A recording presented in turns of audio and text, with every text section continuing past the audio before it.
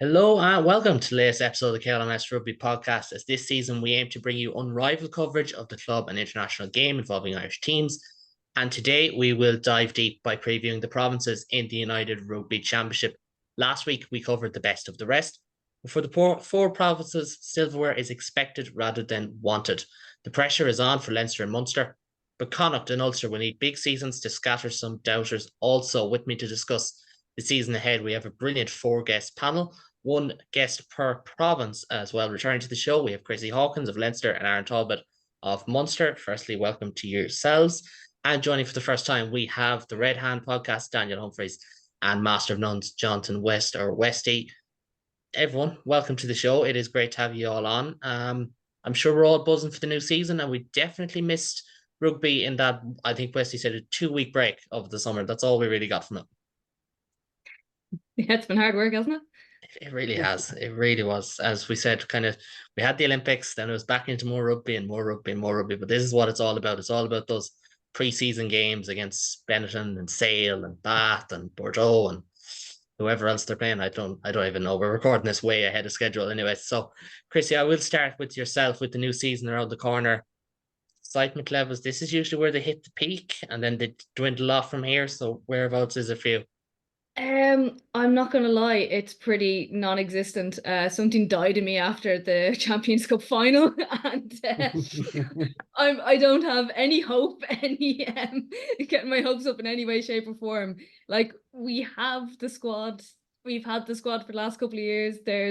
We have the coaches. There's no reason we shouldn't, but there's also been no reason we shouldn't the last couple of years. So now I'm coming in with no expectations, so I cannot be disappointed, which I think is the best way to come into it now. No, I can't argue with that. And look, there is the disappointment lingering. I'm still mentally, there's a small part of my brain that is still in that weekend in June. Munster lose to Glasgow on the Saturday. Roy McIlroy coughs up a chance at a major on the Sunday. And I'm still in that week. At least a small part of me is. And I just don't want to go back to that. Do But you know what? Daniel, That or Chrissy, weekend, gone. that week for me actually worked out pretty well. It helped that I was on a beach in Italy when Leinster lost, but it really helped when Munster lost. Oh, thank you. That is exactly what we need to get the ball rolling. So Daniel, you're next up. You can just slay everyone. The gate has been left open. But firstly, Daniel, welcome to the show. Your excitement ahead in the new season. I know we're talking about the store before we hit record. Must be great with those white t-shirts Uh, blazing around Ravenhill.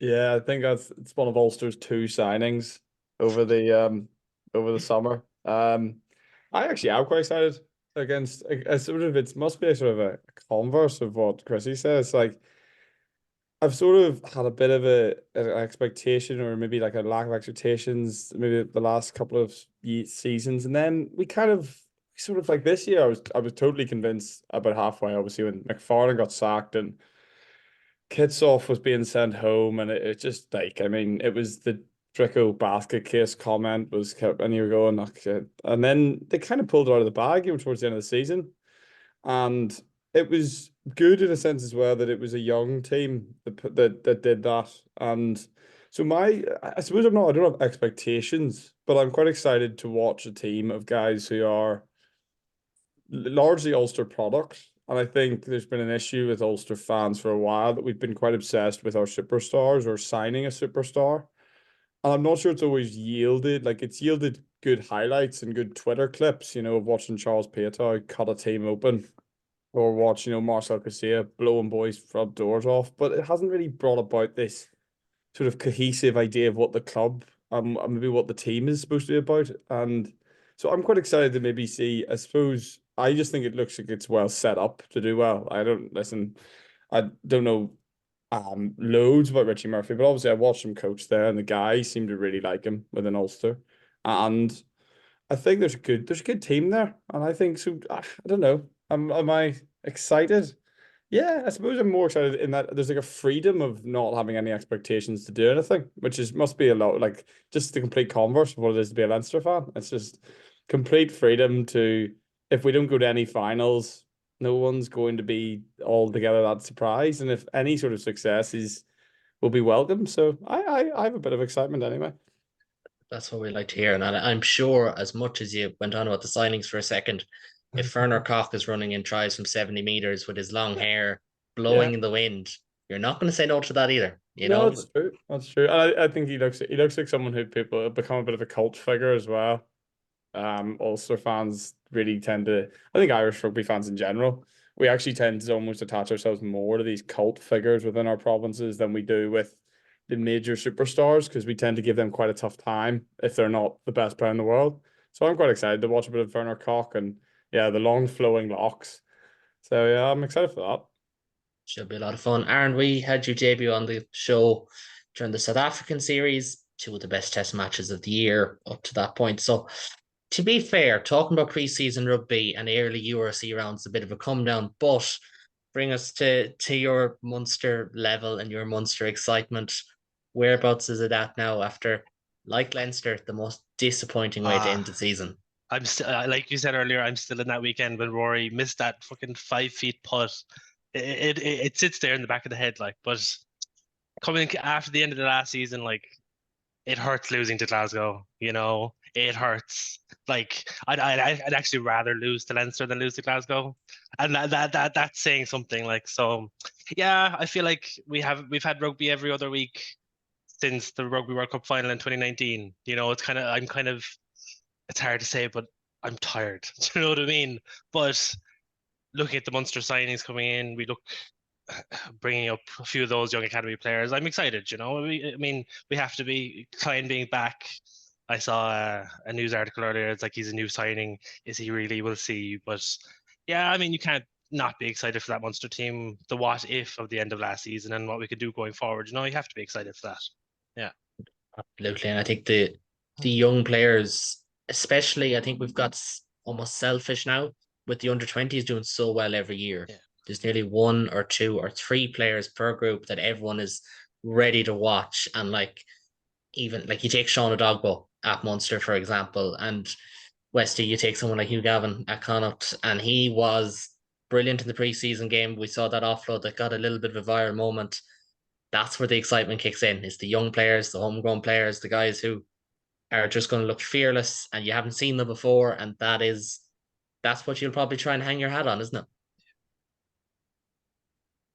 That's for yourself there, Wesley. Yeah, sorry. Oh, sorry. Yeah, no, definitely. I totally agree. I think it's one of the great things about one of the great runoffs that they've done from all the publicity around the under-20s the last couple of years. You are now really excited to see all these young players coming through and into the provincial squads.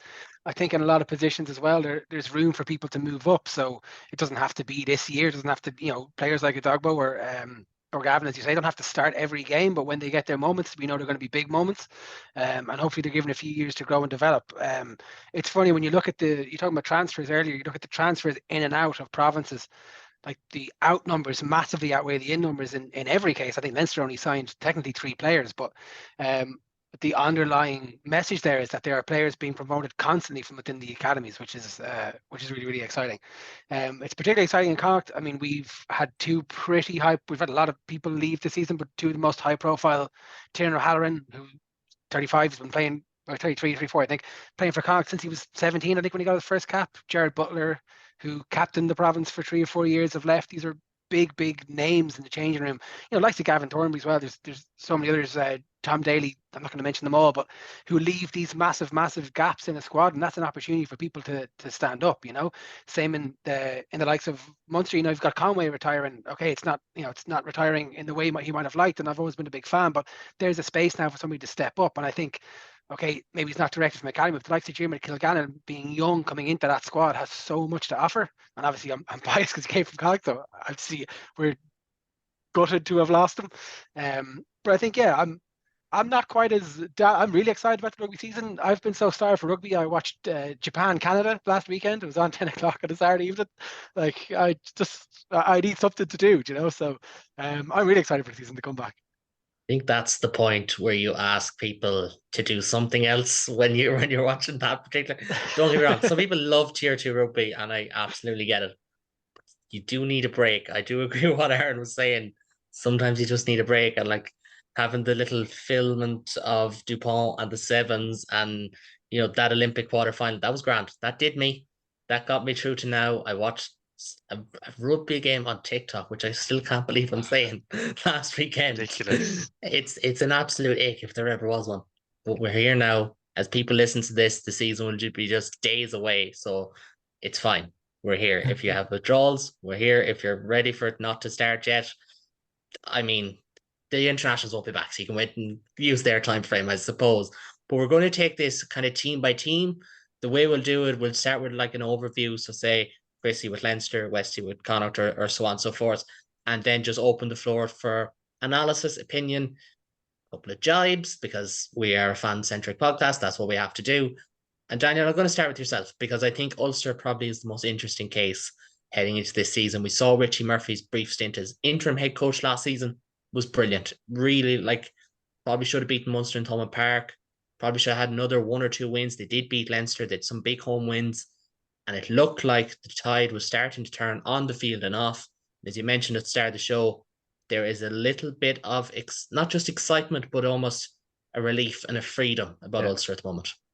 Yeah, there's a freshness, which I think it's just been like we kind of talked about it on our on our own pod, and it just felt stagnant for maybe 3 years. There was no real shift of the dial, and fans would we get kids off, you get a kids off thing on Instagram, and you'd kind of go, oh, is that the move? And people get sort of excited. Obviously, he's a very big name, but then you go, but is that like, what's that doing? Is that because you have to sort of take a step back because you're a fan and you want to see the best players play for your team, but there's also this element of it felt like you were being appeased kind of every year with like, you didn't feel there was a real direction of travel. But I liked your quarterfinal comment there. It's good as an Ulster fan. We need to get our fill of quarterfinal losses. We need those. As an Ulster and Ireland fan, I've had, the sevens was good for that. Just kept me ticking over. Because with if I don't experience a quarterfinal loss every now and then, I get anxious. The world's off its kilter. So I had but I think with Ulster, I think the thing is you're saying with the freshness is the big problem for a while has been the full or the fly half thing. And fly half, like I think Billy Burns was good, but there was always this sort of question of is he the guy that takes you, to the next bit? Will he drive you through the ceiling? That you're kind of keep hitting against, which is that kind of quarterfinal level of rugby and not being able to get on European group stages, because that's where you really enjoy rugby is when you're in those final fours, European knockout rugby. So I think Aidan Morgan is a large unknown. Obviously, you can watch YouTube highlights and clearly his ceiling of what he can do like on the pitch is very good. But it'll be obviously you need to kind of watch these guys, especially with fly halves. You need to watch them probably play 4 matches against sort of varying opposition to get a sense. But I think you can sort of just tell with the Ulster fans, the Ulster players, that there was this, what you actually got from Richie was quite a good sort of analysis in 5 games of what they could be. Their ability to win a game against Leinster at home that they had to win showed like real sort of class, sort of an ambition, a drive, an ability to win out those big games, which they hadn't done for a long time, was always losing a big game. We're looking back at the Connacht quarterfinal a while ago. Like that was one that everyone was like, how do we lose at home to Connacht? I'm sure Connacht fans will say, of course we're going to beat you. Like you're completely useless. But we had then like the Munster game was a really impressive step, I thought, because I thought we'd be complete. Oh well, we're into the last 8. We're all knackered after beating Leinster, and actually some of the guys, I mean, Cormac is a Chukwu who's just been sat at Ulster for a long time. We've always just questioned how could you not make a rugby player out of him? Like he's huge, he's so fast, he just has all these skills. And then Richie Murphy obviously went obviously this guy plays 6 in any rugby team, get him in, and he just blew the doors off for 5 games. And actually going off early in that Leinster game, he was good in 20 minutes he had. But I thought in the Leinster game actually gave us a really important check of where, because that's the gap. Everyone's trying in Ireland to compare themselves with that full Leinster team. Where do you sit? And there was moments in that game where we showed that we had the attacking quality to kind of open up a team as good as that. But then we were very obviously making very basic errors at moments against the team who properly punish you for it. And I think there have been a couple of games, even in the Richie era and against Cardiff, etc., where we had clearly gotten away with not playing, with big errors or basic errors and won the game, or just, narrowly got through. So I think going into this year, you're looking at what is a really strange squad, and that you've got kind of probably 3 guys in their 27 to 29 range, that prime area.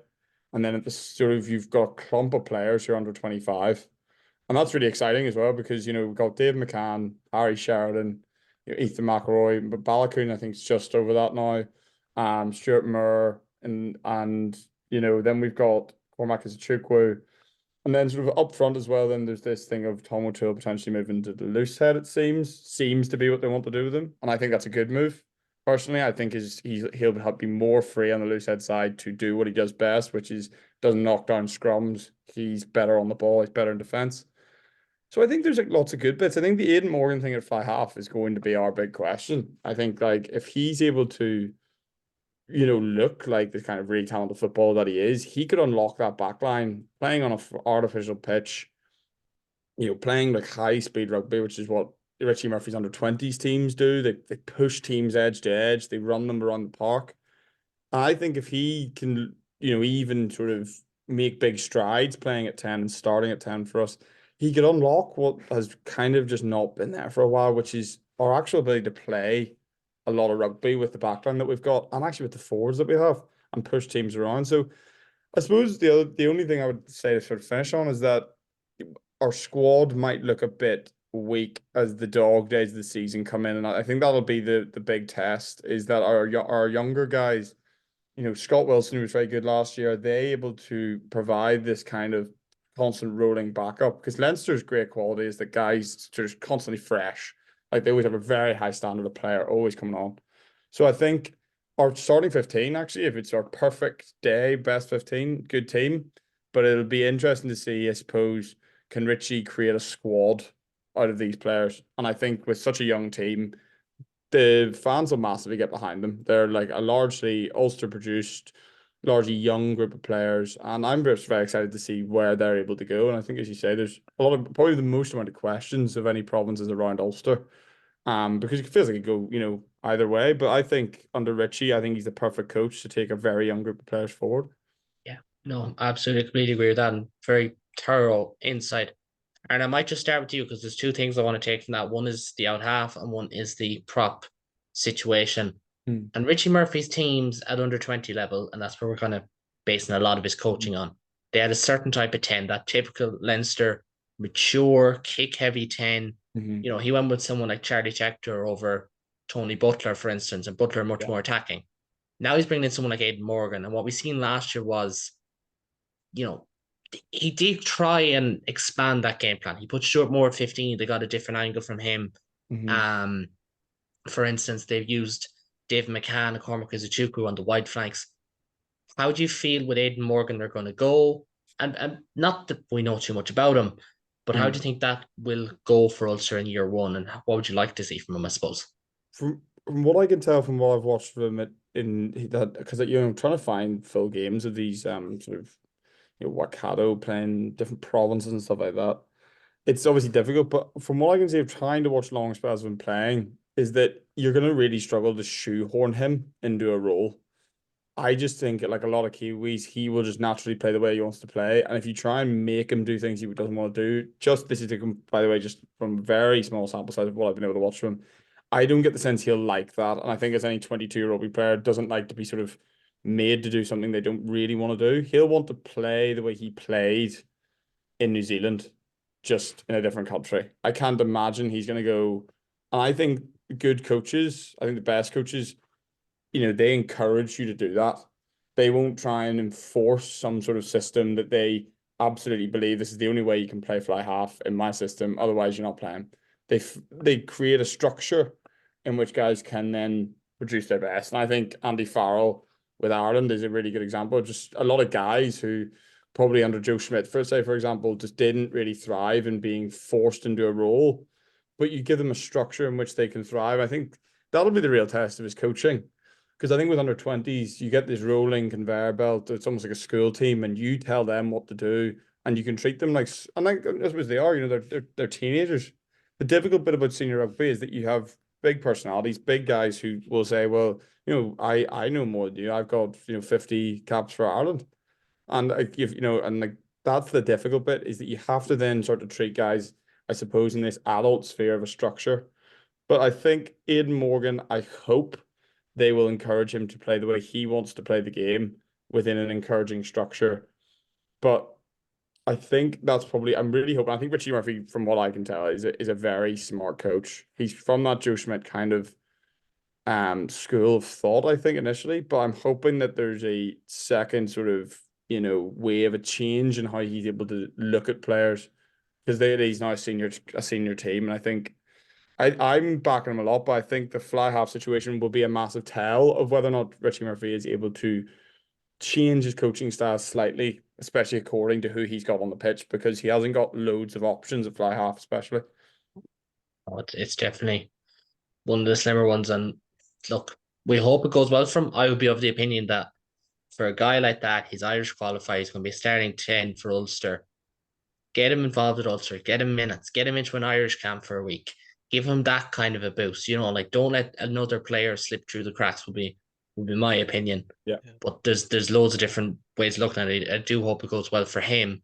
Wesley, I might just get your thoughts quickly on the prop situation, because Tom O'Toole, we believe it's basically done. He is going to move to Loosehead. There's two trains of thoughts. It's, well, Ireland are a bit light at Loosehead, move to Tom O'Toole. He's a brilliant athlete. It could go really well. The other one is, well, Ulster really need him a tight head because they got Marty Moore, who's injury prone. They got Scott Wilson, who's very young. What's your thoughts on that one? It's a difficult one. I mean, for all the Andrew Porters you get who can switch over willy-nilly and be great on both sides, you kind of have much more situations where players try and fail. Even cases where, like Finlay Beelum is one example, who was moved across for an Ireland game and, didn't see an Ireland game again for, quite a while after that, because people all judged him on this move. Yeah, I think, sorry, I think in Ulster it's called Tom Court Twickenham syndrome. This is a war-free zone. We can't be bringing up games like that. It's been, I think it's been 13 years since Ulster have had to try this with someone, and we're all still scarred from that day at Twitter where someone went to Tom Court, do you fancy the other side? No, not really. Well, you're doing it, so you may enjoy that. I thought a few years ago, I thought Eric O'Sullivan was going to be kind of the front runner in terms of props in Ulster, but I don't really think he's kicked on as much as maybe I thought he would have. Tom O'Toole is probably top of the pile, but again, I think you risk so much by moving across.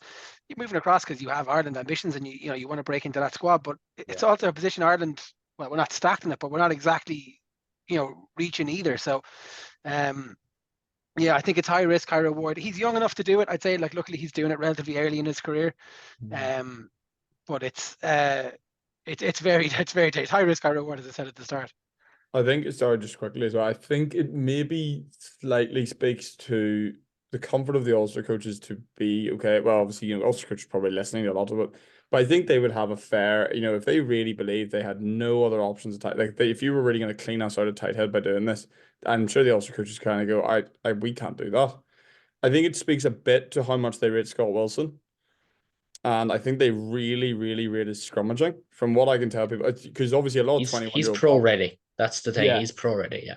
And I think a lot of 21-year-olds are good ball players. And I think Tom O'Toole was a good example. Ball player, fast, good in defense. But the scrummaging just wasn't there when he was 21 to play, long stints in big games. But I mean, Oxen Che and Scott Wilson had a 20-minute, spell against each other at the end of last season in Natal, and Scott Wilson had 5 scrums and didn't concede a penalty against the man who I think everyone considers the best scrummaging loosehead in the world. So I think that has to be where that comes from, is that they have a real faith, not that he's going to, be Ulster's best player this season, but they are happy for him to play 60, 70 minutes of tight head in a professional game against the best teams in our league. So I think that has to be where that comes from. I couldn't imagine if they didn't truly rate him. And I mean, everyone who watches him, I think, pretty much rates him. But, sometimes coaches would have their reservations. They must think very, very highly of him as a scrummager, at least. And he's definitely good around the park as well. No, it's an interesting one to watch out for. Personally, I think on club form alone, I think Tom O'Toole has probably been the best tight head in Ireland, not named Tadhg Furlong for the last couple of years. I know it's a toss of a coin, but that's just my own opinion. I think he's been really, really good. But he's got the game that could suit to move and loosehead. It's just about the technique of the scrum. I think his all-round game is there. I think he's a very powerful athlete. Like, he's not going to lose huge amounts of weight. He's not going to look like a flanker because he's moved over to loosehead or anything like that. but I think he will do just fine as one to keep an eye on. Basically, we're going to come to Connacht next, because if there's major changes in Ulster, there's major changes in Connacht, including the viewing experience of watching home games, because the Clan Stand or the Clan Terrace is no more. It's like back to the Setanta Ireland days of watching the Magners League.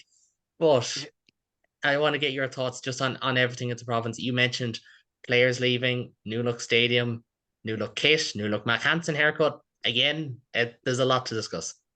Yeah, I think it's under Mac Hansen's contract that he has to have a new haircut every 6 months. Otherwise, we get him for half price. You'd have to that. Yeah, no, I think he went half price on the hair, which is I think the bigger issue. Yeah, no, it's a big change. As I say, it's like the old days 20 years ago before we had a Clan Stand. I remember speaking to players like John Porteous a few years ago and asking them what their first impressions are when they arrive in Connacht and they see it's a fucking Greyhound Stadium, like first and foremost. Can you imagine what it's like for the likes of Josh Ioane coming in and seeing that it's still under construction? He was like, is this going to be ready for September, or what are we going to do? By all accounts, I think they're at the minute during the ladies into pros and during training they're using prefabs now, I think, down the back to get changed in. So it's all part of Connacht's strategy to make the West a more difficult place to come to. But yeah, big changes on the pitch. Not to me and of the pitch, I suppose, but one of the big things for us, I think, this season is on our coaching ticket. Pete Wilkins has obviously been involved for quite a few years, but his kind of second or third season as head coach. Last year I would have said we had a very inexperienced coaching ticket. John Muldoon coached in Bristol under Pat Lam for 4 or 5 years, would have been the most experienced. Then maybe Mark Sexton, who would work with the under-20s. You've got Scott Fardy then, who came from Japan Pro League One. So it's a coaching that I always thought was going to take time to bed into each other and get time to build up a kind of a style that defines Connacht. I remember reading stats last year. I think we had like some of the highest passing yards of the season, but yet we're like one of the lowest scoring teams. So I think one of our problems was a lack of dynamicism in the way we attacked. We were able to hold the ball, we were able to recycle, but we weren't really that creative. And I think a lot of that does come from 10 at Connacht. You've got the likes of JJ Hanrahan, who is very stable, very steady. I think a couple of years in France and even at the Dragons did him a bit of good, got him a bit more he was a bit more of a gritty player now coming back, but I just don't think his ceiling is as high. And the other side of that is you've got the likes of Jack Carthy, who has a really, really high ceiling, but I mean, is the most formed player in the country. Like unless he gets a good run of games back to back, he's wildly inconsistent, which is one of the big problems for Connacht. Is most fans complain about our consistency.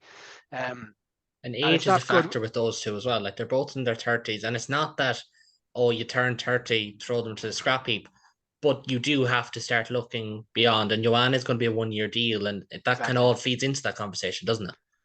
Yeah, and look, we have to take players where we can get them. If Ioane wants to take a year and showcase himself and then go off to France for a pay deal, I'm okay with that. We talk about young players coming through. We've got young 10s coming through the academy.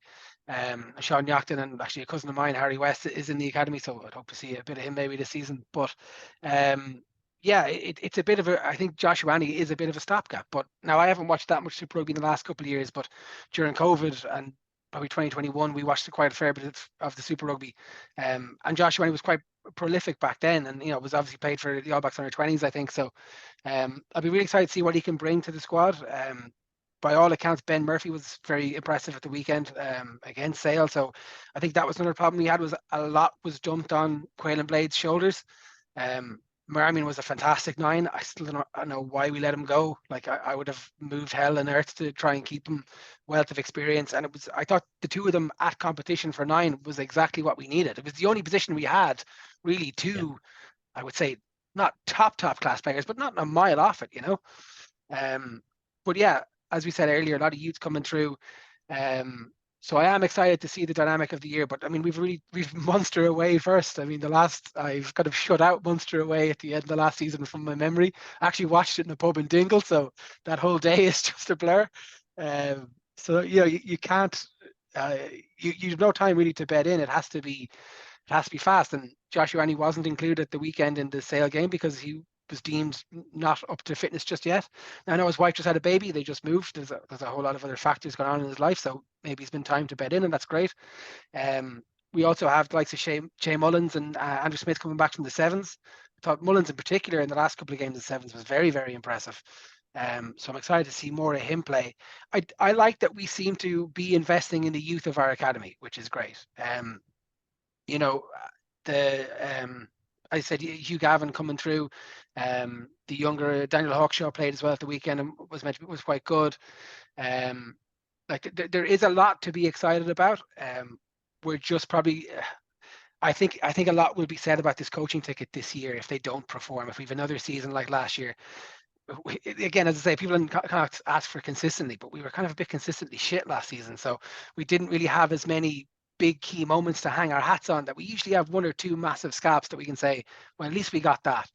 And, you know, we beat Glasgow early on. We did have some good performances early on, but even the wins against the likes of Ulster, and this isn't a dig at Ulster, but the win against Ulster in the sports ground was such a laboured win. Like, we made it so difficult for ourselves. And Ulster are a really good team. If you give them half a chance, they'll try and take it. And even again, I felt similarly. Now, the conditions were bad on New Year's with the Munster game, but again, it was a game that I just felt like we didn't do ourselves any favours. And I think that came from a kind of lack of dynamicism in our attack. I think you're underselling the weather was bad. The weather was shocking. atrocious. The weather was awful, I know. But I mean, again, they say we used to love the weather. We haven't loved the weather now for 10 or 20 years. We're trying to play expansive rugby. But yeah, look, there's a lot to be excited about in Connacht. It's difficult when you talk about expectations, right? Because we have to expect more every season. We have to. Like, we are in no doubt of the position that we're in. But I think the league has improved. That's definitely true. And the Welsh provinces won't be in trouble forever. They will eventually find a solution to that, and they will start producing players again. But we should be pushing for that for sixth. I think for that top 8 is doable for Connacht. We have the squad. It's just about putting strong performances back to back. Going back to bad performances, I was in my father-in-law the other day, and he was rewatching the Connacht Stormers game from the end of last season. And I was like, why would you do that to yourself? And I got into it. And in the last 20 minutes, I'm like, do we not win this? Did we not win this? Like we have for the last 20 minutes, we've got 90% possession and we do nothing with it. It's just, I don't know. It was a frustrating season last year, but I would never throw the baby out with the bathwater. You know, it was a new and experienced coaching ticket. There was a lot of change in squad this year. I think if we get off to a good start, I don't even know what I expect against Munster, but definitely the Sharks game, second game of the season at home, is a big opportunity for us to take points. And if we can get off to a good start, box, and that's massive as well. I know there'll be no internationals in the first game of the season, but then having no box, like you're talking even Edsmith, like it's a bit of a difference. Yeah, Khaleesi's moved back as well, I think, from Racing, so they will only get struck. But again, look at the team they had last year, the team Sharks had last year, and they were awful. There's no accounting for it sometimes, but yeah, for us, I think it's about putting consistently stable performances together. We have to get rid of the Munster go 2 tries ahead, so then they go 5 tries ahead. You know, it's that steadying the flow, I think, is what kills us and what kills our momentum for the next games. If we can get a hang on that, you know, sky's the limit for us, really, I think. And I hate to use the term because it's such a grab all by shite pundits, but game management is important in that regard and wrestling back momentum. I was at that game in Thomond Park, and I don't want to bring it up because I know you've cleansed the palate the last 10 minutes, but that was something Connacht didn't do well that day. You know, like Keenan Blade had probably his worst game of the season. Now, he had a very good season, probably his worst game of the season, had no control over it. You know, Bundy was quiet. Brian Ralston wasn't at his best. And it stemmed from there. Their pack was being bullied. They just had no ability to just put the foot down, just stem the tide, you know, and that can be very important, especially because we've spoken about this on the United Rugby Rewind pod. The gap between 6th and 12th is so small. Literally, like, so many small details that go into it. You think of Kieran Foley's try in the last minute of the sports ground last season. How important was that? You mentioned that Stormers game. Those 2 games could easily have been flipped on their heads. You know, and then you're talking about, what, a 10-win season or something like that? And that's uber impressive, or 11-win season. But just on that, and Chrissy, I'll come to you. Like, Connacht have signed well, but they've signed in youth, as Westy said. Okay, Ben Murphy might be a little bit older than the rest, but Temi Lasisi, exciting prospect. Both of them from Leinster. They've signed David O'Connor and Adam McBurney, a little bit older as well. You got the likes of Hugh Gavin. You got the likes of even, you know, Keane Prendergast is still relatively young. Matthew Devine's a young player. Shane Jennings is a young player. Like, that's what you want to see as well. Investing in youth, let the project not rely on them, but use them as the backbone of that project. Yeah, no, I think that's a really good way to do it. Like you need to build them from the ground up. You can get in all the players you want, and if it's that they might not gel, they might not obviously Leinster have been a big donator to Connacht in the last couple of years. So you've got I don't know how many of them on that squad now. So and they're not coming back either, because I really hoped we were gonna get the prop. He's from Jack Sutton. Ainger. Jack Ainger, yeah. But he seems happy enough in Connacht. I know the RFU blocked us trying to give him more money, but it's not working that we're getting them back after. So these aren't our development team anymore. But no, it is really good, and it's really good to see them coming up from Connacht as well, like the younger players, the under-20s who are actually from Connacht as well. And that's going to really stand to Connacht, I think, as well. Yeah, absolutely. There's an old phrase that always gets bandied around in a conversation like this. They either rate you and hate you, or they don't think about you at all. And I think Leinster finally, they don't like Connacht. They finally rate them. It's a great sign. Irish rugby is united. That's I love all we Connacht. need. Connacht are my second favourite team. Well, you're kind of killing my cliche there, but that's also fair. They're everyone's favorite team. We'll Or take second it. favorite. Yeah. We've only got 4,000 seats this season. Come on down. Listen, you can stand on you can stand on Lochatalia or something. We'll get something In the sideways sorted. rain. In the sideways rain is a good day. It's funny you say about the sideways rain, because we always joke about the fifth wind, north, south, east, west, and that strange one from the sports ground that spirals around. Since they've taken down the Gladstad and knocked the building, apparently it's absolute chaos. Like nobody knows what to do with the wind, because it's no longer this anyway contained. It's just a free for all. So it'll be interesting to see how it goes. I used to work in Galway. I used to walk into Bowermore Road, which is at the back of the sports ground. And there is genuinely 5, if not 6 winds, and you feel them all at the same time some days, especially in the depths of winter. It is. I feel like I have to go to the sports ground just to experience the wind. Oh no, don't.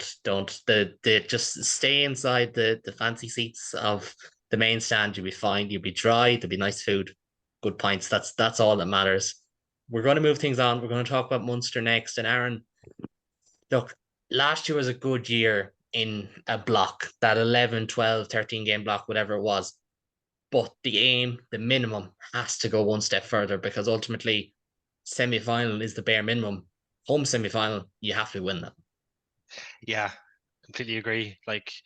And you can't be losing to Glasgow. I know I said it earlier, it hurts. Do you know what I mean? It absolutely Aaron, do you hurts. hate Glasgow? No, just a little bit. Just a little bit, right? How could you not? But yeah, I think going the season back, we did it all back against the wall, you know what I mean? I think Munster are very good at doing that, but the minute it was, we should be winning this, we were kind of the favourite here. Not the toys without the pram, but we just didn't seem to click. And now credit to Glasgow. Glasgow were phenomenal on that day, but we have to do better, that's the expectation on that team on that day, you have to do better than what we did, and we have to do that this season. I think we'll struggle this season. I think we'll miss RG Snyman. I know he played 8 games. So can I ask you a devil's advocate question? Will Munster, and I can use the royal we here because I am a Munster fan, will Munster miss RG Snyman and Joey Carberry, or will they miss the idea of those players? Because ultimately, okay, second row, they haven't signed anyone. Billy Burns is a much more durable player than Joey Carberry, for example. Yeah. And Diarmaid Kilgannon's will play much more games than, say, Andrew Conway or Keith Earls or Simon Zebo. So is it kind of the idea of players do you think they're missing, or do you think they will actually miss them? I think they'll miss Simon. I don't like saying we'll miss Carberry. We won't miss Carberry, because I'll miss Carberry personally. I really rated Carberry, but Billy Burns is much more durable. He'll come in, he'll play all those URC games where Jack is gone. He has that URC experience where he can just week in, week out, he's there, he's reliable, and we'll have him. But he'll be a brilliant backup quarterback in that room. I just think as you're saying, I think Joey Carberry's brilliant, but he'll be a great sort of second guy in that sort of fly half group for Jack. Because Jack Crowley was going to be the big dog, and I think it was never going to suit Joey Carberry to sit behind him. So Yeah. I think Billy Burns would be a brilliant asset for him in terms of the things that Billy Burns done brilliantly is stuff we're talking about, game management. You know, that's his skills. Like he doesn't run the ball a lot and stuff like that. And I think Jack Carty will only benefit from Billy Burns as well, even if it's not so much the playing of Billy Burns, but actually his influences as an older 10. I think it'll really suit Munster that. Yeah, I absolutely agree. Like Daniel knows more than me with Billy Burns at Ulster, like, you know, so I think we won't miss Joey Carberry in that sense. We will miss Schneiman, even though he didn't play as much as he should have. You know, I think him and Jan Klein in that second row were phenomenal. Like when they did play together, they were absolutely incredible. And even just the knowledge of 2 World Cup wins, and like he brings that winning mentality to that team, right? And I think we'll miss that. Now, how much will he play for Leinster? We'll see. But like he's injured again, so who knows? He travelled to He won't Australia, miss the didn't play a hospital bill. game. Yeah, exactly. So we won't. Yeah, we won't miss him that much. But I will miss him, especially having a few fingers in the South Africa camp. But I think we'll miss Steinman. Yeah, I think. But and then even then, like we miss Debo as well. You know, like we've brought in Abrams, we've brought in Billy Burns, we've brought in Tom Farrell and Dermot Killigan. But like, is Abrams good enough to fill what Zebo did? Like, I think I've written off Zebo pre last season. I thought he was a bit too old. Do we really want him there? Like, will we bring in a younger 15? And he was absolutely phenomenal. You know, like he was that workhorse that just didn't seem to want to quit. And he had those games in him that I didn't think he'd have. That first game against Leinster early on in the season, and he was unbelievable. And we'll miss that, I think. Yeah, absolutely. And to the Billy Burns point, Simon Zebo around the camp is massive. He's a massive personality. He's a big leader. I know, like, if you're someone who does not like Simon Zebo, and again, if they don't hate you, they don't rate you. But if you're someone who doesn't like you think he's too much of a messer, but he's a great leader. He was a great voice, always great with young players. These things take a toll. The flip side is when you're able to sign someone like Tom Farrell, who's kind of seen it all and has played with a lot of good young players. Billy Burns, the same. Okay, Zachary Abrams a little bit different, and Jeremy Kilgan's a little bit different. You're kind of filling it a little bit, and Billy Burns in particular, you are filling the leadership void a little bit as well, as opposed to just, like Tony Butler will be second choice and it'll be fine. You know, it is kind of good to see that level of planning as well. I do think as well there's an interesting point that I think it's this intangible thing, and it's always talked about as culture and stuff like that.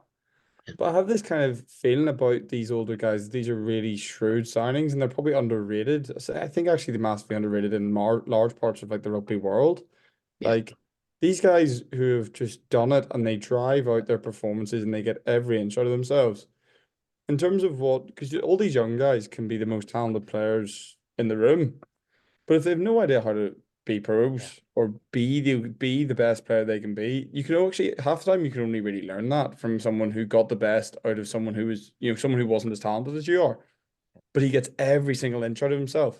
So guys like Tom Farrell, I think, and I actually think Simon Zebo was another great sort of that cultural ambassador for Munster rugby. The guys who he embodied Munster.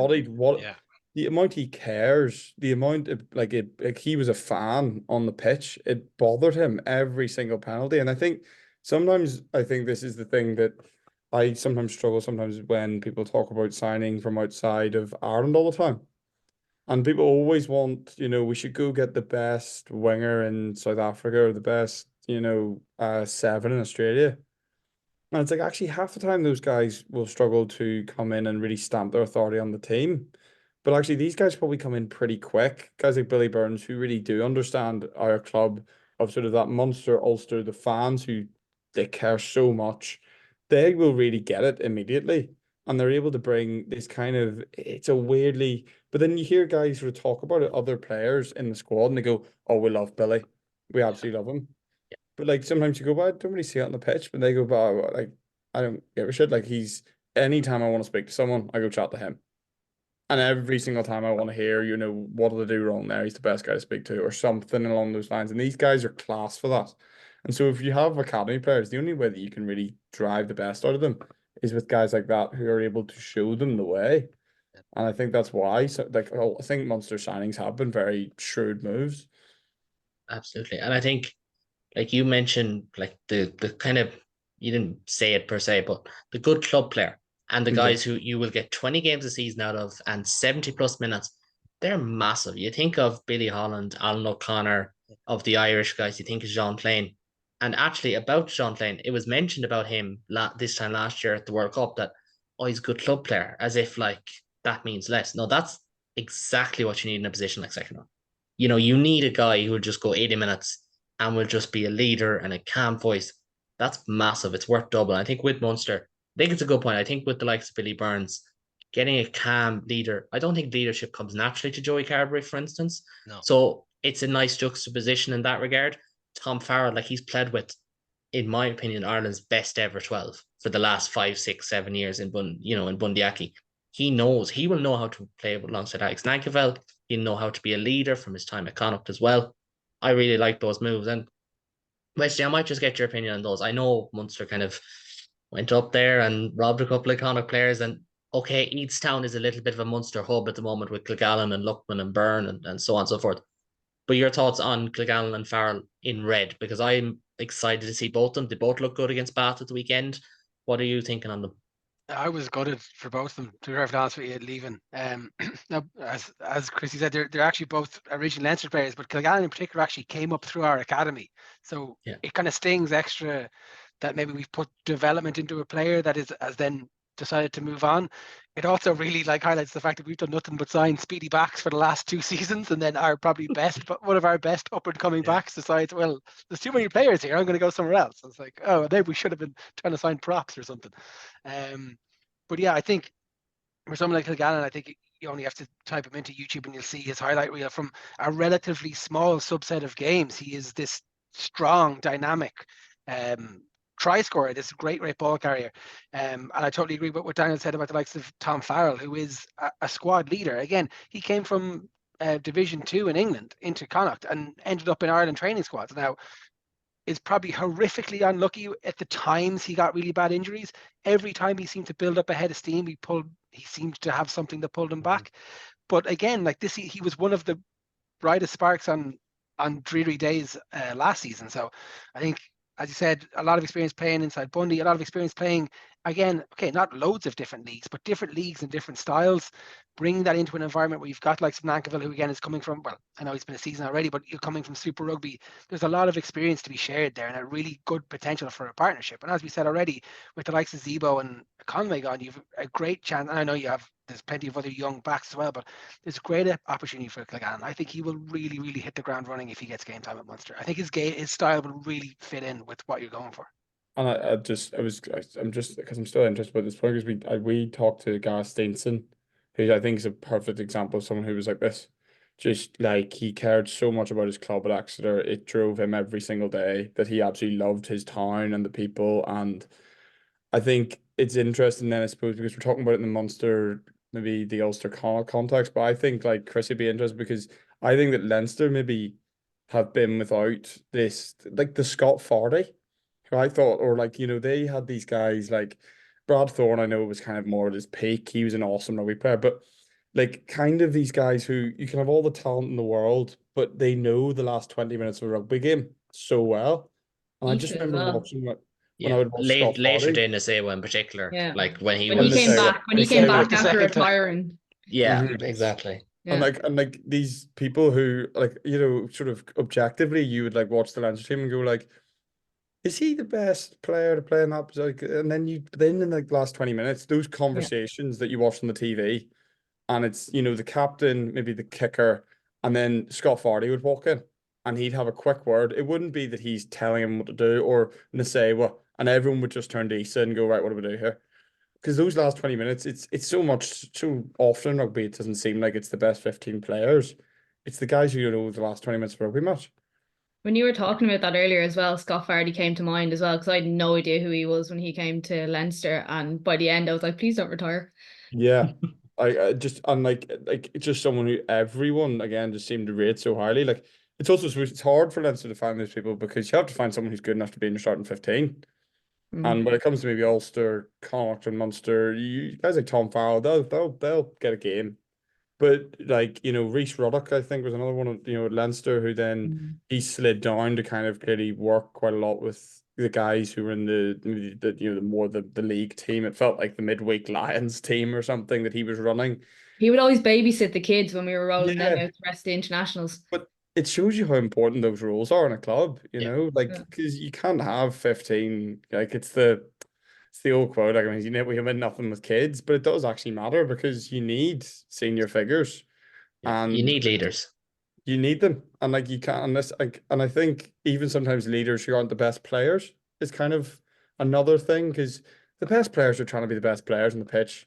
It's the thing people say that the captain is very rarely the best player, and like he shouldn't be, um, because you have to juggle too much. It's like you need guys who are actually really good at being leaders, and it's a really sort of often intangible quality for fans to be able to see.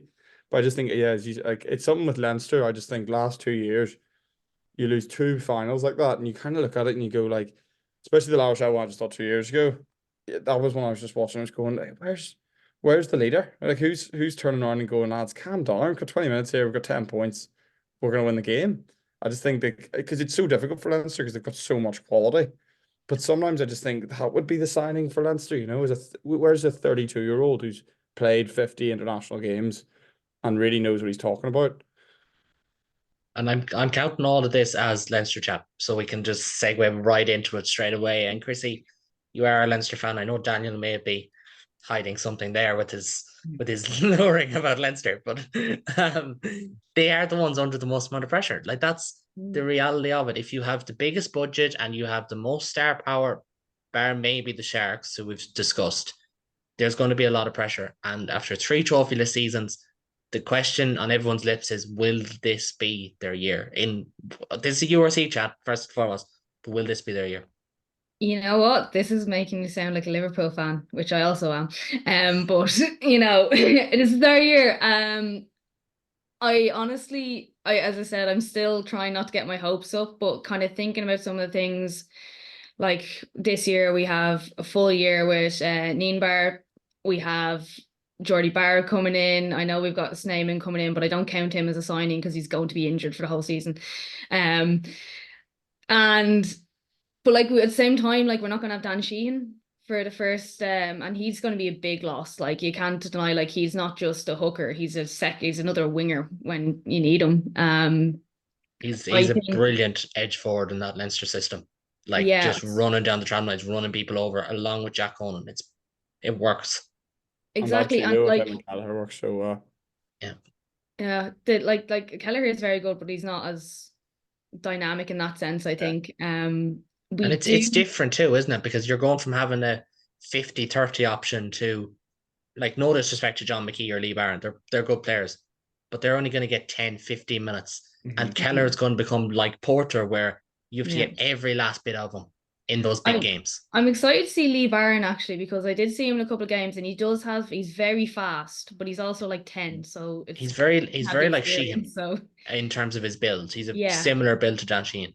And he, like, when he gets going as well, like I did watch him, I was very impressed when he won the games. I can't remember which it was, but again, he's young. I think we're going to miss Ross Maloney this year. He's one of those players you talk about who is a club squad player. He is a big leader in the team, and I think, like, could we not have kept him? We didn't need Snyman, to be honest. I agree. I know it might be like, oh, you're only salty. I do think if you get me that decision, if I'm Leinster, I'm like, will Jorge Snyman win us something? Possibly, but having Ross Maloney win us more games. Yeah.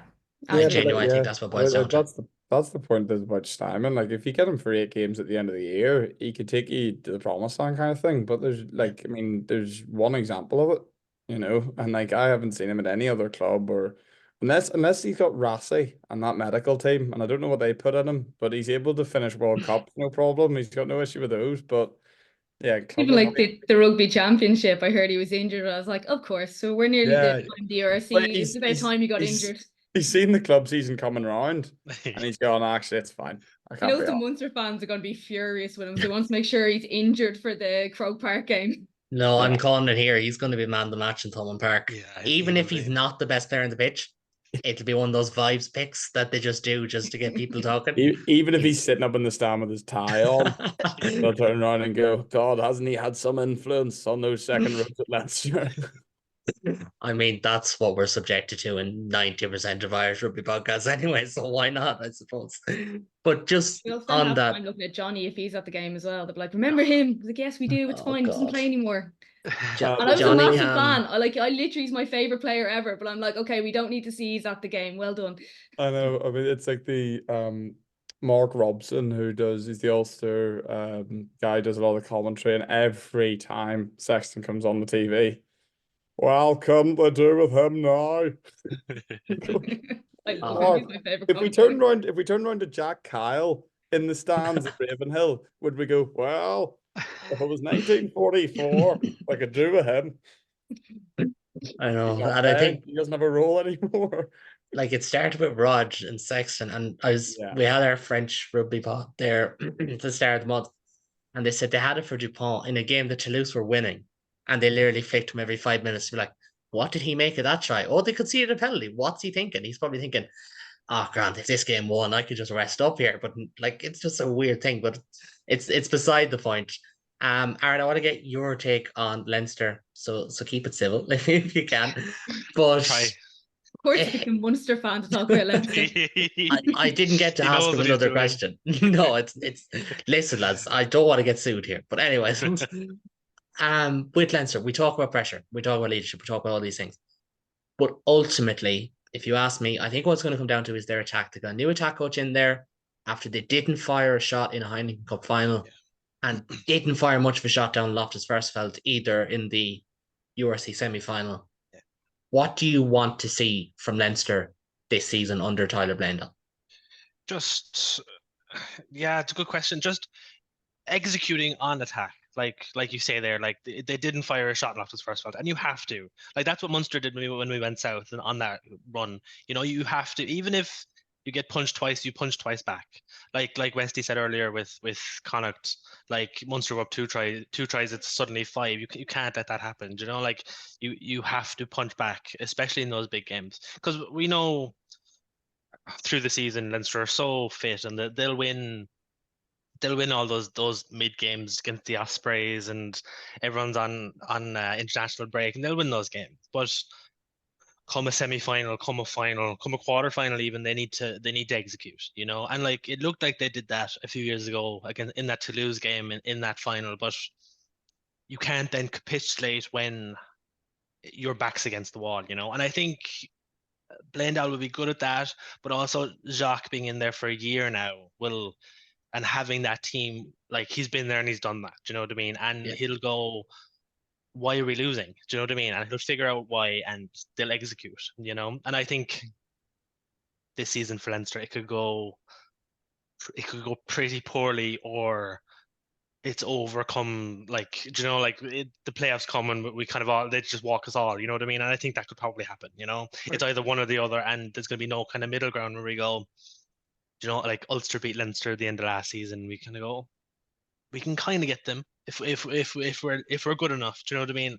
It's either going to be, and I think it's going to be the latter. I think they're going to be too good for the rest of us, to be honest. Like I have them in, not for a bit of a spoiler later on, but I have them as a bit of a risky take for the worst team in Ireland this year. But it's just not going to happen. You know what I mean? Like you have how many injuries do we need to see for that to happen? Exactly. Like, well, Steinman will be injured. Bollocks now after all their, like, you know, being the Irish team as well. So like you wouldn't be surprised if a few injuries come up. Like, I mean, you need Andrew Porter, who is literally Wolverine. Dan Sheehan's already injured. Tyke Furlong, I mean, does Tyke Furlong ever get injured? He does for like 2 or 3 weeks, and then he comes back better than ever. He was injured for a long time, but he's kind of back since January, I think. Sneeman will be injured. You struggle to work out sometimes when Tag is injured and when he's been put on ice a bit. I think there's definitely a lot of that. There's a lot more strategy with Tag than is probably given, because it's often you're never really told like what the injury is, you know, and it's never a big game. It's always like, oh, it's Stade Francais at home in the Champions Cup, and Tag has a like when do we release half. the thing here on them, and we'll just get the big dog out, and then everyone go, oh right, okay, well he's come back. That's unfortunate, but he always seems to time his run quite well. So I always sort of think with Tag, it's like there's maybe a small injury, and then they kind of go, right, take a month there, get yourself right. We've got 2 big games at the end of it. I think all that chopping and changes is part of what hurts Leinster at the end of the season. Yeah. As Aaron said, like at the end of the season, quarterfinals, semi-finals, the cavalry comes in and are expected to win it all.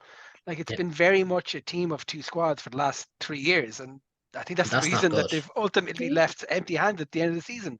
If you have one team playing together week in, week out, I know you can say, oh, everyone else plays together for Ireland, but it is different. It's different coaches. It's even if it's only slightly different, it's a different game plan that you're playing. I think what you need is maybe what Darren was saying a bit earlier in terms of more club players, more squad players who are still trusted when it comes to the big games.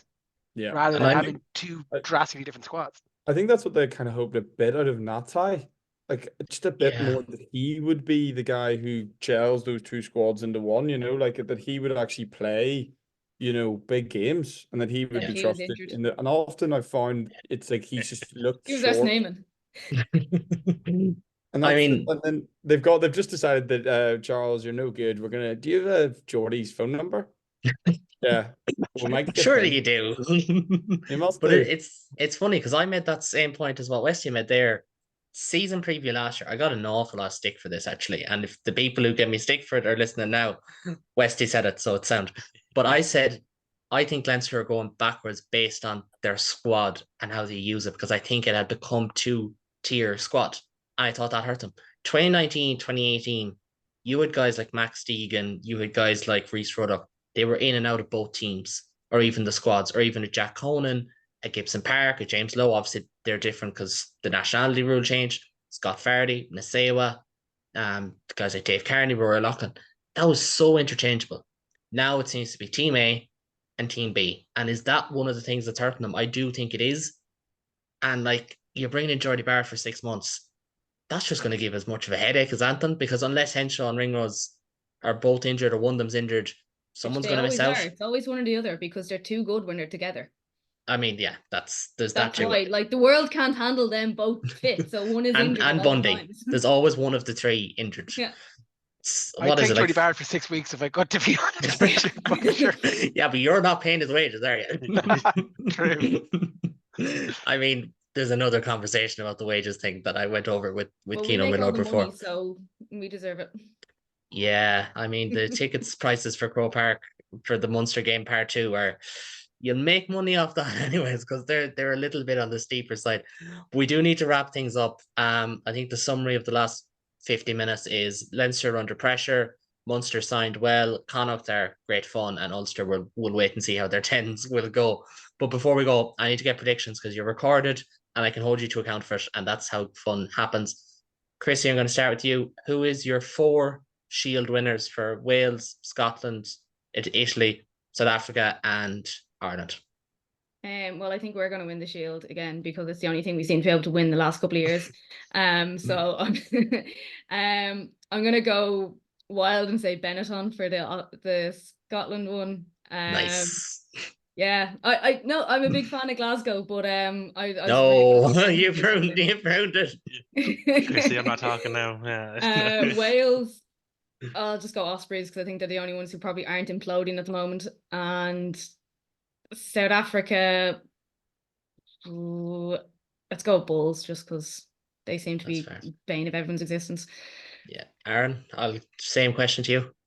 Yeah, I have it here. I think I leave Ireland to last. I think the Stormers will do well. Yes, Benetton. I agree with you, Chrissy. I agree, Benetton. I don't think Glasgow have as good of a season. I think they have that come down season where they go, Jesus, we won that. What do we do now? You know what I mean? So how very Scottish of them. I know. Yeah, I know. And then Ospreys because it's Wales. You can't and then I think Ulster. I think Ulster win the Irish Shield. I think we were pipped to the post. Exactly. Last year, I thought. Yeah. That was Munster's fault. I think Dan McFarlane said out at the start of the year, he said that the Shield was the real goal. And then rug was pulled out from under him as he was marching the Shield is what you really title. want to win. Said, who cares about the Cardiff Blues game or the Ospreys away? The Shield is what matters. I mean, no one actually beats the Ospreys away without a massive dollop of luck anyway. So maybe Dan was robbed. Maybe that's what happened. Okay. Westy, your 4 Shield winners. I've gone very boring, I think, with it. I didn't have the nerve to go for Benetton. I went for Glasgow. I think they'll tap it again, but I would love to see Benetton do it. Ospreys, yeah, I said the only Welsh team that aren't in complete turmoil, and based on their form in the second half of last season, I really hope they can carry it through, because the Welsh regions need something to hang on to. There needs to be a strong team in there somewhere.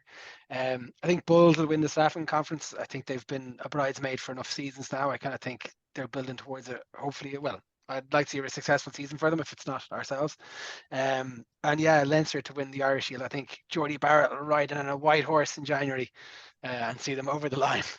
Geordie Barrett to become new Meads football manager and lead Leinster to the URC title. Daniel, I'll finish with yourself for the Shield. Who do you see win it? I know. I thought I was being all interesting by picking Benetton, but it's actually not. I'm picking Benetton. The Stormers, the new Springbok 10, Sasha. And Sasha, that's what I call him. He looks like he's like different gravy, and I think, to be fair, the Stormers will be massively beneficial with him.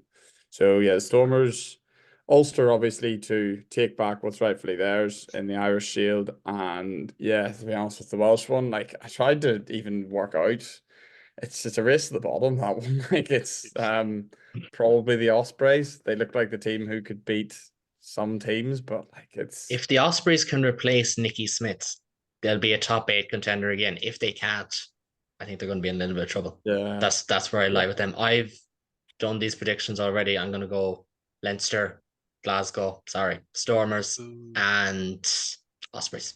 That's the predictions I've already done. Daniel, I'll come for you on. I'll let you do both an unsung player to watch and a young player to watch this season. Doesn't have to be Ulster, but if you want, and you can do a few. Yeah, well, I kind of had them down just for Ulster, but the unsung player to watch, I just think it's because we were talking about this as well. It's a very important point with Ulster, and it'll kind of make or break them a bit, I think, is see when Marty Moore plays for us, and I know the injury thing, and I know he has this injury profile, but see when he plays, he's a really big difference to that squad. He's really actually like he's genuinely a very, very good professional tight head when he gets on the pitch for enough period. And I think it'll kind of make or break Ulster season. If he can play most of the year, it will make the Tom Trail move work. It'll make a lot of that team work. And so I think it could be huge for Ulster going like down the line, seeing how that goes. My young player to watch was obviously also at Ulster, and I had it down as I had Dave McCann because I think he's looking in at an Ireland haul potentially at some point, and that's obviously going to be massively dependent. I think Ryan Baird's obviously, you'd need someone to get injured in that back row. But I think if he gets into a camp, he'll look good. My other one was obviously the current Springbok fly half, who I had kind of, people have been saying, oh, he's going to start for the Springboks. And I looked up some of the Curry Cup stuff, and he was just outrageous. So it doesn't sound like such a ridiculous call now that he's like tearing it up for the Springboks. But I thought about him like a few weeks ago, and all Stormers will be class with him. Turns out the Springboks are class because of him now. And I think that, yeah, I'm on the Geordie Barrett as King Arthur riding in on his horse come January, and Leinster do get it together in some way. It has to work. Like it's just at this point, if they don't do it again, I promise to back them again next year. I promise that if I have any way of thinking that is me who's jinxing them, then I'll just do it again. I'll just do it again. Chrissy, unsung young player, just players to watch in general. It can be Leinster, it doesn't have to be Leinster. So the unsung one's kind of interesting because I feel like he's very, very popular now. Will be Frawley, because he has been tipping around, doing a great job at Leinster. It's interesting now, will they finally, with they've Geordie Barrett in as well, will they move him up to 10? I'm also, even though I know he's fairly well known around circles, and he's not a Leinster player, Jack Crowley, I think he's going to have an even better season. Like people don't realize how good he is yet, and that's going to get that's going to be more relevant this year. I think people are going to know who he is. He's not just Johnny's replacement, he is a cracking player in his own right. Because I think that's what Irish people do really when we have a really good player, like who's going to replace him. Young player, Jamie Osborne. He's also like, got thrown into his first Ireland cap at 15. So I think it'll be really interesting to see again what they do with him this year.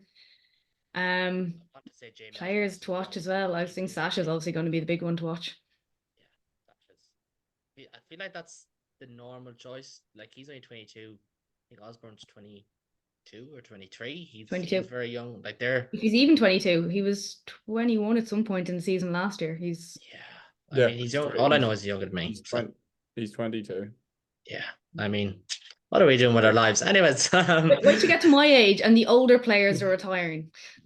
Look, the only ones older than me are like Conor Murray now and Cian Healy. I mean, let's not depress ourselves. We've been on a roll up to this. Westy, unsung young players to watch. Who are you excited to look out for? Well, not really unsung, but I think the 10 position at Leinster is going to be really interesting, whether it's Frawley or Sam Prendergast. Like I'm still really excited to see where he goes as a player. Not unsung at all. What if it's Ross Byrne? Like, what are you going to do then? Yeah. How dare you? Do not insult Ross Byrne. I'll probably try and get a stream of a different game. No, Ross Byrne, very, very capable, very reliable player. I just think the likes of Prendo and Frawley are so exciting to watch. I can't argue with that. Like Prendergast is going to be unreal. He already is. I totally agree with Chrissy as well on Jack Crowley. I think we've just kind of scratched the surface of where he's going to go as a player. I think the more responsibility he gets in the Ireland camp and as he continues to grow with Munster as well, it's going to be great to watch. I said it earlier, but Jimmy McIlgallen, I think, is going to fit in so well with Munster's game plan. He's physical, he's fast, he's dynamic. Really excited to see where that goes. I don't know if it's unsung in other provinces. I think it's a big season for Niall Murray at Connacht. Big, strong second row, was kind of overtaken by his younger brother at the start of last season. I said a couple of years ago that I thought he was going to kind of be moving into Ireland camps at this stage. I don't know if it's going to be his year, but I think it needs to be a big year for him. I think it needs to be the year that he kicks on to the next level. Doesn't have to end in an Ireland cap, that's not what I'm saying, but start getting himself into these conversations in the second row. Young player to watch. I'll give honourable mention to Shane Jennings, who you mentioned earlier, Caelan. Fantastically exciting player again, really, really high ceiling. But for me, it's Hugh Gavin. One offload last weekend, I've lost my mind. But 2 really impressive years with the under 20 squad. Really, really strong in centre. Really strong. And I'm really excited to see where he goes. I think, we've had the likes of Carl Ford come through in the last few years, who's really kind of taken that jersey at centre by the scruff of the neck. And I'm really excited to see young players like Hugh Gavin come in and do the same. I mean, if we're going to do the such one makes me feel old, such one makes me feel young type of conversation, Shane was in my class in school in Garbley. So there's that element. If that makes you feel old or young or whatever, excited, you can go with that. Aaron, I'll finish with yourself. We've had Munster players, Ulster players, Connacht and Leinster players all mentioned. Who are you excited to watch? I'll not beat the dead horse and go for the young player. I'd say Sean O'Brien is going to finally get to play centre for a few games and not have to force to play on the wing. And I think he's going to do a fairly decent job for Munster when Farrell isn't there. Young player to watch. We also haven't mentioned Brian Gleeson. I think he looked like a man amongst kids under 20. A dogbo. If he gets a run of form and isn't injured, he looked like a freak to start last season, and he's a year older, and hopefully he's not injured for half the season. Outside of that, then we mentioned SFM. He's a freak. He's going to be a freak for the season. Will he play that much? We'll see. But yeah, you can't go wrong. No, Gleeson was one that I'd completely forgotten about, and like he's talked about that same breath away. People talked about Caelan Doris when he came through. Like, I mean, when I watch him play, as you say, it's the man against boys stuff, and you're like, Gleeson hopped off Toronto Augustus in Thomond Park back in January, and it gave me chills. It was like watching a young CJ Stander all over again. I'm not gonna lie. He's 20. He's still 20, yeah. Yeah, he's 20. So still quite young, still quite raw. He's not going to play 20 games a season, but he's still thereabouts. I actually had Gleeson in my thoughts. I had 2 Ulster players. Harry Sheridan as an unsung player or a young player. I don't know which. He'll need to take a massive step. But I think he's playing well. I think blindside suited him for Ulster because he brought that oomph into that back row. Yeah. I loved Moore as a fullback under Richie Murphy's system. So I'm excited to see where that goes. I think there's with the Sheridan thing as well. I think what people love about him is he's a real dog. Like he really hates other teams. And I think Ulster and I just love that. I think anyone, like when they're playing for you, it's class. They just hate whoever they're playing. And they show it, and I think that's something that Ulster, just in particular, we've looked slightly like we bow down to the odd team, or like we don't like, you know what I mean? Just someone who, even if we're like that Cardiff game is the perfect example. You played down to their level, but he rose you above it. And he looked like he was leading a group of guys who were all 30 years old. You know, and he's 21, 22. So no, I completely agree with that point. I'll add Ollie Jaeger to the mix as well. I'm very excited to see what he can do for Munster. Really liked his cameos last season. Young player, I don't really have one because they've all kind of been mentioned and I don't really want to copy. So I'll just keep it as it is. But in one word, and one word only, Daniel, I'll start with you. League winner. Leinster. Okay. Aaron? Stormers. I do like that choice. And it's not because I hate Leinster, that I just do like that choice. Chrissy, league winner. I'm just going to say Leinster, even though I don't believe it. Believe it. This is the time of year for beliefs. You have to. It's not November time yet where the air gets sucked out. By November I'll believe it, I think, because they'll have won a few games, but I'm just haven't recovered. I haven't recovered the last couple of years. That's the peaks that troughs the Leinster fan. You beat 4 teams by 50 and like the RDS in November, and everyone goes, "Oh, they're back. Here they are. They're gonna do it this year." You have to talk in May. That's when it matters as a Leinster fan. That's exactly the case. I'll end things with Wesley. I know who you're going to say. Wesley, your league winner of the URC. I'm going to go with the Bulls. Oh, I'm going to go out that pick as well. Yeah. I like it. That's not bad. I don't trust the Bulls because how the fuck do you lose a home final in Loftus? We don't lose in Loftus and then you lose a home final. Like, I can't trust that. To Glasgow as well. To a Scottish team. You're going to channel that hurt. That's it. All these teams losing home finals like to Glasgow, it's pretty bad, isn't it? Hey, we lost home semi-final. Thank you very much. But Jake White could channel that spite, in fairness. Like, if anybody can do it, he's the man. Exactly. It's been a very fun show to have you all on this evening. So we will do have to leave it at that. My thanks to Chrissy, to Jonathan, to Aaron, and to Daniel. It's been a lot of fun, and hopefully, we're not all going to be right in our predictions, but hopefully we all have a fun season and don't start any fighting. As always, thanks to everyone for listening. If you want more URC content, you can catch me on the United Rugby Rewind, the Red Army podcast this year. Also, as I mentioned, Wesley is going to be on Master of None. Daniel, you're going to be on the Red Hand frequently. Aaron and Chrissy, you're definitely going to be on here a few times as well across the season. Links are below for those podcasts, but make sure to check them out ahead of the new season. You might find something you really like. As always, if you'd like to see her here, please do subscribe, leave a review, or even a comment or two. We ended last season up high on the charts. We want to do it again this year. But for now, till next time, enjoy the URC. It is the best league. It's long and full.